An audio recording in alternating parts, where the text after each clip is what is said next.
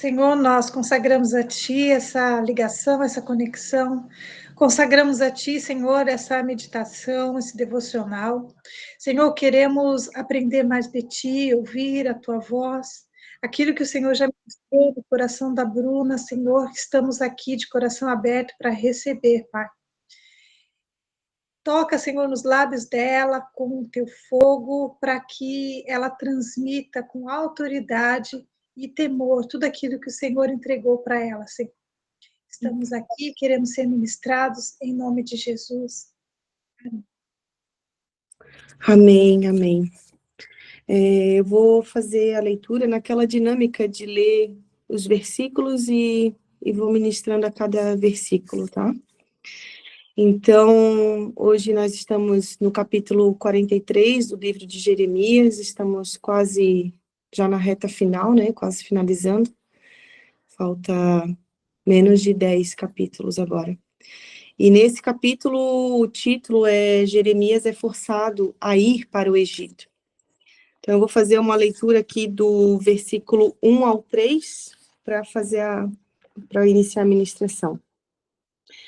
Assim que Jeremias terminou de comunicar ao povo tudo o que Yahvé, o Senhor seu Deus, lhe mandara falar, Azarias, filho de Osaías, e Joanã, filho de Careá, e todas as pessoas arrogantes entre o povo, acusaram Jeremias, exclamando: Estás mentindo! O Eterno nosso Deus não te mandou dizer: não entreis nas terras do Egito para lhe fazer morada. Ora, é Baruch ben Neriá, Baruque, filho de Nerias, que o está instigando contra nós, para que sejamos entregues nas mãos dos caldeus babilônios, a fim de que vos exterminem ou nos levem cativos para a Babilônia. Então, só para relembrar, no capítulo 42, ontem, que a Pri trouxe para nós, o povo foi até o profeta Jeremias e pediu para que ele orasse a Deus, ele rogasse a Deus pelo povo, pedindo que Deus desse uma orientação do que eles deveriam fazer. E eles fizeram até um juramento de que eles iriam acatar o que Deus orientasse, independente se fosse algo bom ou algo ruim, e que Deus fosse testemunha daquilo que eles estavam jurando, eles estavam praticamente que jurando, né, por Deus, aquilo que eles iriam seguir. Então, eu fiz algumas anotações aqui, eu vou lendo. Nestes versículos fala que quando Jeremias terminou de entregar a palavra do Senhor, Azarias e Joanã e todas as demais pessoas arrogantes, coloquei entre aspas, acusaram Jeremias de estar mentindo sobre a ordem de Deus de não ir para o Egito. O que me chamou a atenção no capítulo anterior, Joanã estava junto com Jezanias e todo o povo pedindo para que Jeremias orasse a Deus, pedindo uma orientação do que eles deveriam fazer, para que Deus indicasse o caminho. Então, foi aquilo que eu falei agora antes. Eles pediram para que o profeta Jeremias orasse a Deus, pedindo uma orientação do que eles deveriam seguir. Daí, no capítulo 42, no versículo 5 e 6, só relembrando, fala o seguinte: Entretanto, antes de Jeremias responder, o comandante da guarda, Nebuzaradã, lhe propôs: Volta, pois, a... corrigindo. Estou lendo o versículo errado, capítulo errado. Então disseram a Jeremias que Yahvé seja testemunha verdadeira e fiel contra nós. E se assim não fizermos tudo de acordo com o que o Senhor teu Deus nos ordenar, por intermédio da tua pessoa, seja a resposta boa, seja má, obedeceremos à voz de Yahvé, o Senhor nosso Deus, a quem te enviamos a fim de que tudo ocorra de modo proveitoso para conosco, obedecendo a palavra do Senhor nosso Deus. Então, aqui, eles mesmos fizeram um juramento que Deus deveria ser testemunha verdadeira e fiel contra eles, caso eles não fizessem tudo que Deus orientasse. Olha eles estavam... Gente, eu acho que essa é uma frase assim, é brincar com o poder de Deus, né? Tu está fazendo um falso juramento. Daí eu fiz uma reflexão assim, ó. Quantas vezes que nós enchemos a nossa boca para falar para Deus o seguinte, que a gente vai obedecer a Ele, a gente pede uma direção a Deus, uma resposta, aí prometemos que vamos seguir o que Ele nos mandar, que seremos filhos obedientes, que seremos filhos fiéis, independente se a orientação de Deus nos agrade ou não, né? Joanã, ele era um líder de exército. Ele tinha uma função muito importante perante o povo de Judá. Uma posição de liderança para batalhas, um chamado para estar à frente de um exército, para não desistir da batalha, para não fugir, lutar em qualquer circunstância. E Azarias, ele era um dos líderes do povo de Judá. Ou seja, ele tinha um poder de influência sobre o povo. O que, digamos assim, o que ele falasse, o que ele orientasse o povo iria seguir. Então, aqui na palavra, tem também o adjetivo arrogância, né? Os arrogantes, para apontar para eles, né? E para os demais. As demais pessoas que acusaram Jeremias de estar mentindo. E daí eu me aprofundei nessa palavra, nesse adjetivo de arrogante. A arrogância ela é um sentimento de superioridade, de falta de humildade em relação aos outros. Esse tipo de pessoa menospreza ou ignora as opiniões e sentimentos de outras pessoas. Pessoas arrogantes, elas não reconhecem o próprio erro. Elas não aceitam serem corrigidas. Se sentem melhor do que outras pessoas. Se sentem mais importantes do que outras pessoas. Elas podem também demonstrar falta de consideração pelos sentimentos e necessidades alheias. A pessoa arrogante também pode apresentar comportamentos de exibicionismo, tentando se mostrar superior através de atitudes e comportamentos que visam impressionar ou diminuir outros. E só fazendo uma observação aqui, quando fala assim, visa impressionar ou diminuir outros, geralmente quando uma pessoa arrogante tenta impressionar, é sempre alguém que ela considera superior a ela. E quando ela faz algum ato que tenta diminuir, é alguém que ela sente que está numa posição abaixo dela.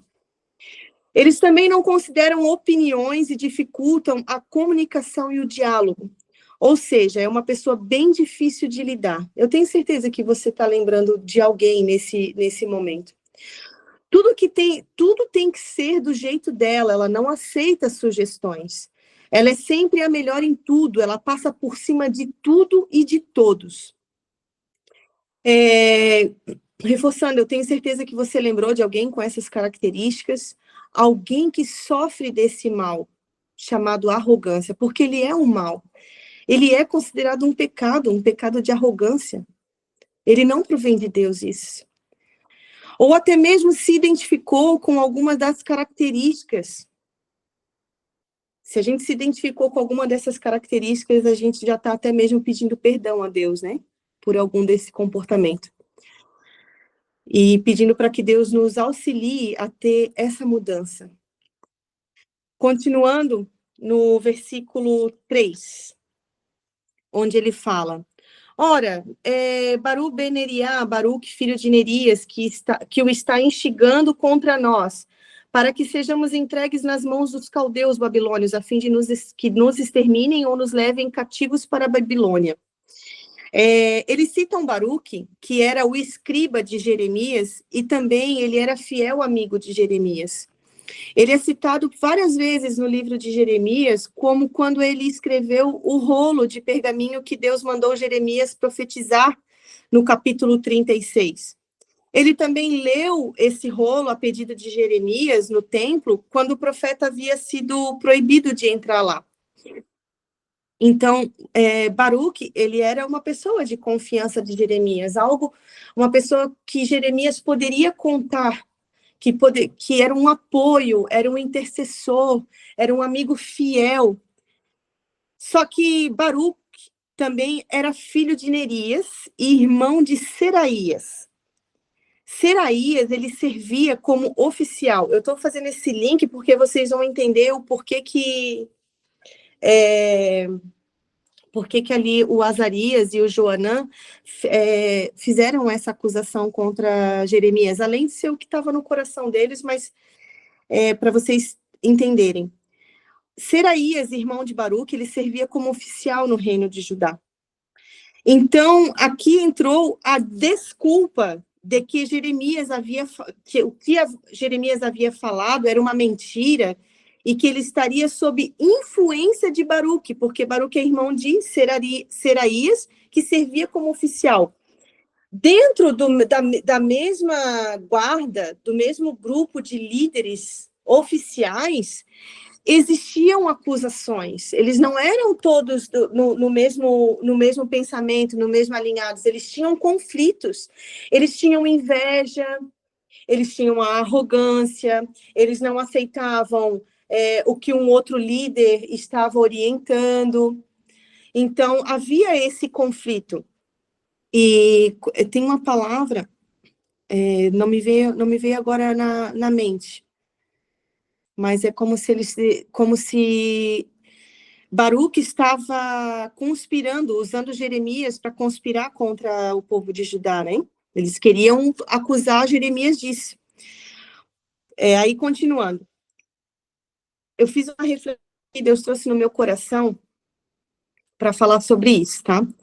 Vocês já ouviram falar sobre mania de perseguição? Isso tem muito entre nós, até mesmo dentro da igreja, manipulação, Cris, isso mesmo. Então, mania de perseguição, o que ela é? Ela é uma perturbação do pensamento, em que a pessoa acredita que ela está sendo perseguida, vigiada, enganada ou ameaçada por outras pessoas. Só que ela não tem fundamento daquilo. E isso vem casado com a arrogância. Satanás, ele planta através das vozes estranhas esses pensamentos e comportamentos delirantes. É comum ouvirmos de pessoas que sofrem deste problema as seguintes falas: todo mundo me odeia, fulano não gosta de mim, fulano me persegue, fulano não me apoia. Sempre tem alguém conspirando contra ela, né? Que querem prejudicar, atrasar, que estão armando, espionando.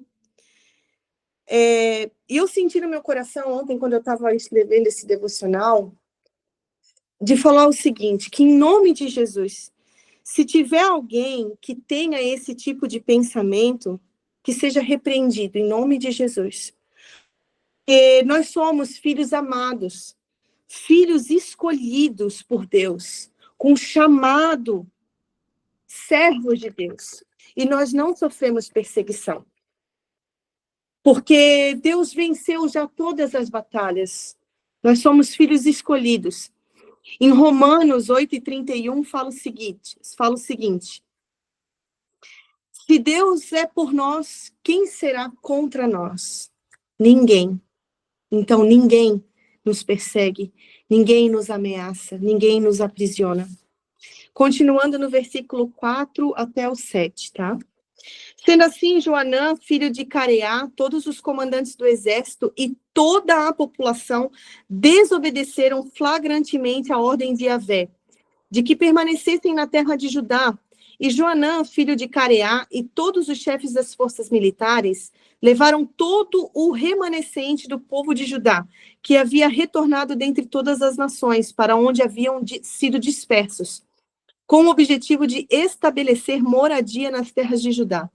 Os homens, as mulheres, as crianças, as filhas do rei e todas as pessoas que Nebuzaradã, comandante da guarda imperial, havia deixado com Gedalias, filho de Aicã, neto de Safã, além de forçar a ida do profeta Jeremias e de Baruque, filho de Nerias. Eles partiram para o Egito, desobedecendo ao Senhor, e chegaram à cidade de Táfnis. Aqui fala que Joanã, que era líder do exército, e todos os comandantes e toda a população, desobedeceram a ordem de Deus. Aí eu chamo a atenção aqui, ó, olha a importância de um líder para um povo, né? É ele que dá a direção, é ele que fala assim, ó, vai para a direita e o povo vai para a direita, vai para a esquerda e o povo vai para a esquerda. Toda a população seguiu o seu líder, desobedecendo a Deus, porque eles estavam na direção daquele líder. Pecaram contra Deus. Um povo, ele não questiona as ordens do líder, do seu líder. Eles aceitam as suas ordens. Isso nos mostra a responsabilidade de que uma liderança tem em ser exemplo de obediência a Deus. Lembrando também que eles eram um povo pobre, sem recursos, sem instrução, um povo ignorante, que agora estava sob a liderança de Joanã. Um povo, ele também sofre as consequências da desobediência a Deus cometida pelos seus líderes. Eles antes estavam num local, na geografia, onde Deus havia dito para eles ficarem. Eles estavam desfrutando de campos e de vinhas que Nebuzaradã havia concedido para eles. Mas agora querendo fugir para o Egito, seguindo o líder que estava obedecendo a Deus.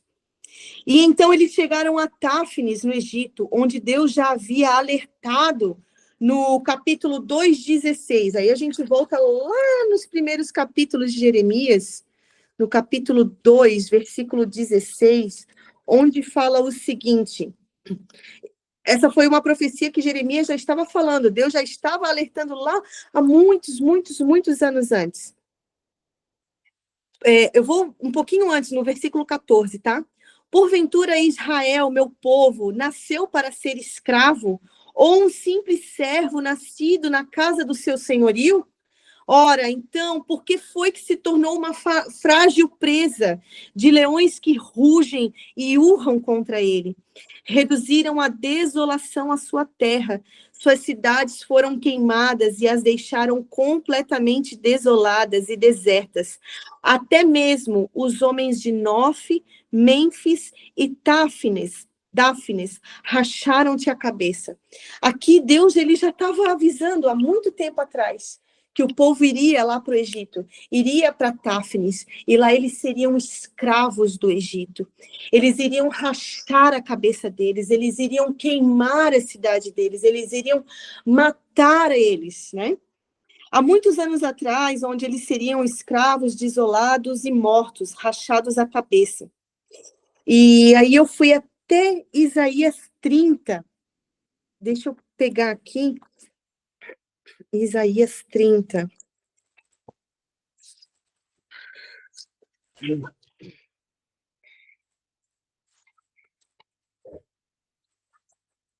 Onde Deus,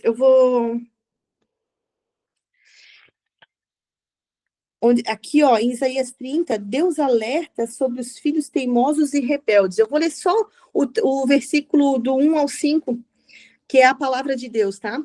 Ai dos filhos teimosos e rebeldes, oráculo de Yahvé, que executam planos que não são os meus. Celebraram pactos e alianças sem a minha aprovação, e tudo o que fazem é juntar pecado sobre pecado, que partem para descer ao Egito sem me consultar, buscando abrigo à sombra do Egito. Mas o socorro do faraó se vos tornará em humilhação, e o abrigo à sombra do Egito em vergonha e ultraje. Com efeito, os seus príncipes e líderes estiveram em Zoã, e seus embaixadores chegaram a Terranes. Todos se envergonharão por causa de um povo que lhes é inútil, que não traz ajuda nem qualquer vantagem, mas apenas desmoralização e opróbrio. Continuando, eles forçaram o profeta Jeremias e Baruque a irem para o Egito com eles. Eles não tiveram escolha nesse momento, eles foram forçados, a palavra é clara que eles foram forçados. E aí me veio uma reflexão assim, ó, quantas vezes a gente vê um líder forçar filhos servos do Senhor, profetas do Senhor, que são obedientes, temerosos à palavra de Deus, a cometerem um ato que não está na direção de Deus. O Espírito Santo, ele denuncia no coração dos seus filhos obedientes. O Espírito Santo, ele fala para o filho que está tendo que ser forçado a seguir aquele ato, que aquilo não está de acordo com a palavra de Deus. Não tem fundamento bíblico.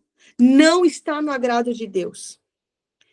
O preço que se paga por ser fiel à vontade de Deus é alto. Ele é muito alto. Somos levados a lugares difíceis, mesmo sem merecer. Por causa da desobediência dos outros, por causa da desobediência dos nossos líderes. Só que a diferença é que Deus atua conosco. Mesmo quando nós estamos no Egito, mesmo quando nós estamos sendo forçados a estar ali, vendo a desobediência, Deus, ele continua nos guardando, nos livrando. Ele nos coloca como testemunha da desobediência daqueles que não quiseram ouvir e obedecer à voz de Deus. Ele nos coloca nessa posição para servirmos de testemunha. Continuando do versículo 8 ao 9, Nabucodonosor invadirá o Egito. Em Táfnis, Yahvé dirigiu sua palavra a Jeremias, ordenando: agora, pois, pega algumas pedras grandes e, à vista dos homens de Judá, enterre-as no pavimento, à entrada do palácio do faraó, em Táfnis. Aqui, Deus manda Jeremias fazer algo. Assim, me veio na mente, se eu estiver errado, eu peço que a Cris me corrija no momento. Que a gente pode chamar de um ato profético que Jeremias fez. Deus mandou ele pegar aquelas pedras grandes e enterrar algumas pedras no barro do pavimento da entrada do palácio de Faraó, para que os homens de Judá vissem, e ali ele profetiza a palavra de Deus. Ali Deus, ele vai falar sobre aquelas pedras e o seu serviçal, Nabucodonosor. Ele iria colocar o seu trono e estenderia o seu tapete real. Eu vou continuar aqui, ó, do versículo, só deixa eu ver se eu anotei aqui. Do versículo 10 em diante, tá?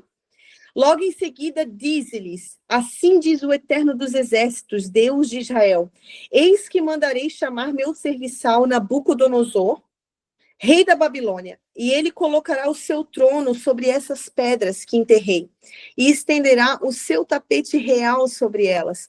Portanto, ele marchará e atacará o Egito, trará o extermínio aos destinados à morte, a prisão aos destinados ao cativeiro, a espada aos destinados a morrer em meio à guerra.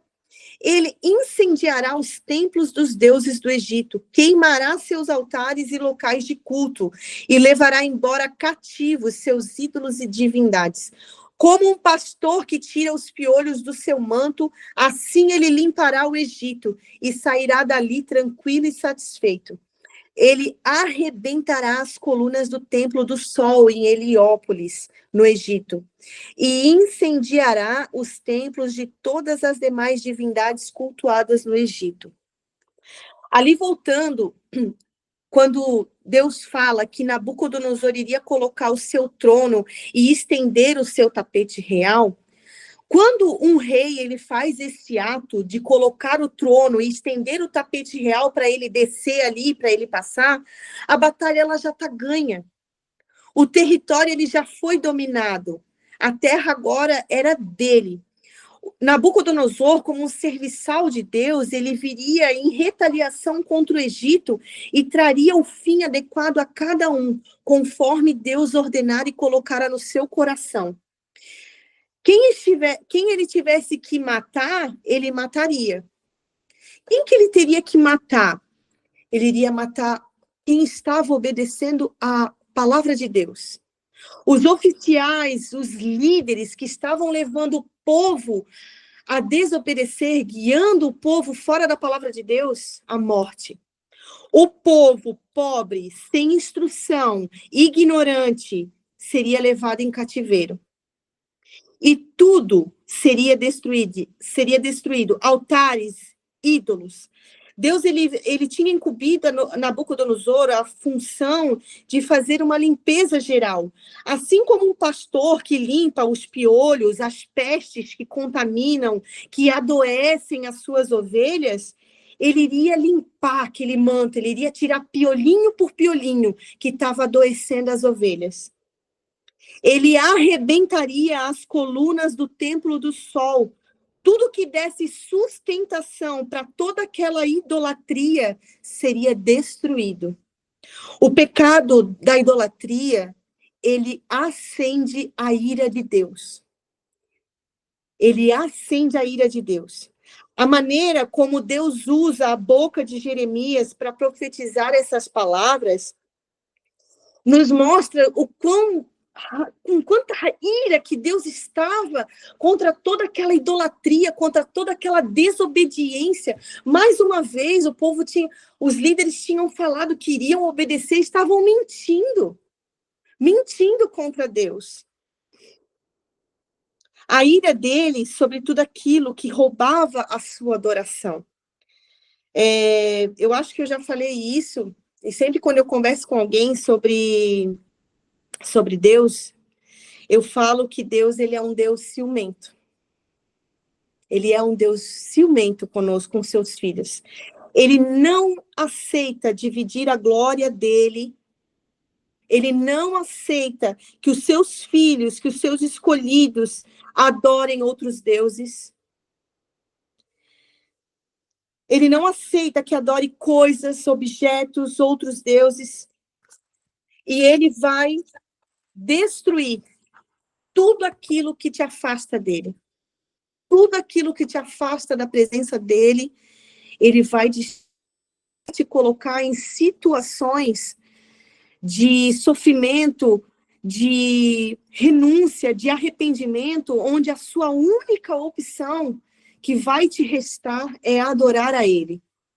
Somente a ele. Como eu disse, Deus, ele não aceita dividir a glória dele com ninguém mais. Ele vai te mostrar que estar na presença dele é o que te basta. Independente se for no Egito ou se for em Judá. Mas muitas vezes ele vai ter que te colocar em situações no Egito, para que você testemunhe as consequências da desobediência a ele. Para que você volte os olhos a glorificar, a adorar, e que você não repita, e que você não cometa os mesmos erros que esses líderes que desobedeceram a voz de Deus. Então, é isso que eu tenho para trazer hoje. Foi isso que Deus ministrou no meu coração. Espero que isso tenha falado no coração de vocês. E agradeço a Deus por ter ministrado muito também no meu coração sobre essa palavra. Amém?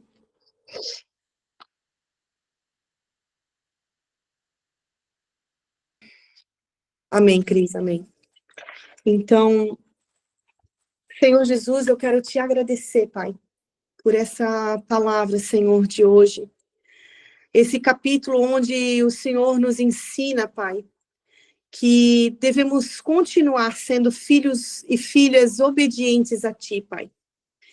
Arranca do nosso coração, Senhor, toda a arrogância, Pai, toda a prepotência, toda a falta de humildade. Que sejamos filhos obedientes, servos e servas humildes, dispostos a te obedecer, independente se a tua vontade não ser a nossa, Pai. Que mesmo que não seja do nosso agrado, Pai, que sejamos filhos obedientes, pois o Senhor tem o melhor para nós, Pai. Mesmo que estejamos passando pela fase do Egito, pela fase da provação, pela fase do deserto, Pai, que possamos continuar te adorando, te louvando, engrandecendo o teu nome, Pai.